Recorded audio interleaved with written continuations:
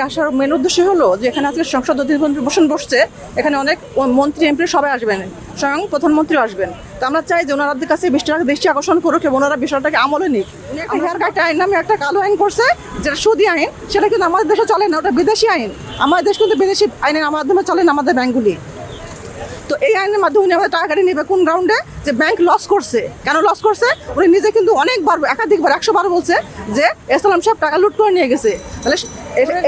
তাহলে চোরের যে ব্যাংক মানে যদি আমার সাথে অসততা করে, বিশ্বাসঘাতক করে টাকা লুট করে নিয়ে যায়, সেই দায় তো আমানতকার নিতে পারে না। যদি ব্যাংকের সত্যিকার লস হতো তাহলে সেখানে আমানতকারটা বহন করতো। এটা কিন্তু ইসলামী শরিয়া বিরোধী। এখানে আমরা আজকে আসছি, মানুষ যাচ্ছে বাজারে কেনাকাটা করতে, কিন্তু আজকে আমরা অসহায় হয়ে এই রাস্তায় মানববন্ধন করছি। আমাদের হাতে কোনো টাকা পয়সা নাই, আমাদের সন্তানরা, আমাদের বাড়ির লোকরা সবাই কিন্তু খুবই সাধারণ জীবনযাপন করছে। আমরা কিন্তু ঠিকমতো রোজা পালন করতে পারছি না, আমাদের হাতে কোনো টাকা নেই। এমনকি আমাদের যারা বয়স্ক এই আমানতকারী, তারা কিন্তু বেশিরভাগ অসুস্থ হয়ে পড়ছে এই টাকার মানে দুশ্চিন্তায়। কি জন্য? যে আমরা তো টাকা না মানুষ কীভাবে চলবে বলেন?